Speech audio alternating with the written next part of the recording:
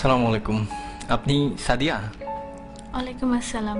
জি, আমি সাদিয়া। ভাইয়া আপনার কথা বললো আপনার সাথে দেখা করতে, তাই আসলাম। আসলে আপনার সাথে কিছু জরুরি কথা বলা দরকার। এই মুহূর্তে আমার তেমন কিছুই নেই, চাকরি নেই, পড়াশোনা মাত্র শেষ হলো। সুতরাং বুঝতেই পারছেন বিয়ের জন্য যে একটা মানসিক প্রস্তুতি, তার কোনোটাই আমার নেই। আর আমি জানি ভাইয়া আপনাদের ফ্যামিলিকে অনেক পছন্দ করে, এই জন্যই ভাইয়া চাই যে আমি আপনাকে বিয়ে করি। জি, আমিও তো তাই চাই। আসলে আমি আপনাকে কি বোঝাতে চাচ্ছিলাম আপনি হয়তো বুঝতে পারেননি। বাবা মা মারা যাওয়ার পর থেকে ভাইয়েরা আমার দেখাশোনা করেছে বা এখনো করছে, কিন্তু এই কৃতজ্ঞতা স্বরূপ তো আমি আপনার মতো একজনের ভবিষ্যৎটাকে অন্ধকারে ঠেলে দিতে পারি না। আপনি অন্ধকার বলছেন কেন? কিছু নেই বলেই তো আমি আপনাকে বিয়ে করতে যাচ্ছি। ধরুন আমি একজন টাকাওয়ালা কাউকে বিয়ে করলাম, কিন্তু বিয়ের পর দিন তো সে মারাও যেতে পারে, অথবা তার সব সম্পদ ধ্বংসও হয়ে যেতে পারে। আমি তো টাকা, বাড়ি, গাড়ি এসব দেখে বিয়ে করতে চাই না।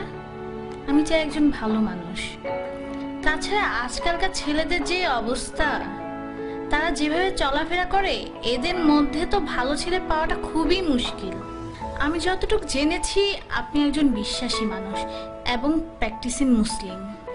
কিন্তু একটা ব্যাপার কি দেখেন, জীবনে চলতে টাকাটা অনেক বেশি জরুরি। আত্মীয় স্বজন কিংবা বন্ধু বান্ধব যেখানেই যান না কেন, অর্থ ছাড়া আপনি কোনো দাম পাবেন না। আপনি কি মনে করেন যে এই ইটের জেলখানার ভিতরে সুখ আছে? সেখানে আছে মোহ, আছে লোভ, লালসা আর নষ্টামি। তারা সম্পদের পিছনে ছুটতে গিয়ে নিজেদেরকেই হারিয়ে ফেলে। স্বামী স্ত্রীর মাঝে কোনো ভালোবাসা নেই।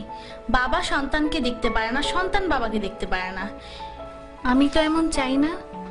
আমি চাই একটুকু জান্নাত, যার তুলনায় এই দুনিয়ার সমস্ত সম্পদ খুবই তুচ্ছ।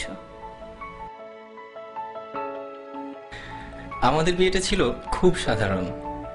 মসজিদে গিয়ে বিয়ে করলাম, এরপর কিছু জিলেপি কিনে গরিবদের মাঝে বিলিয়ে সারাদিন দুজন মিলে ঘুরলাম।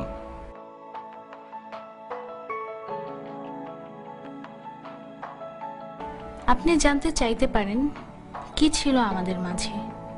কিছুই না, একটি শক্তিশালী বিশ্বাস মাত্র।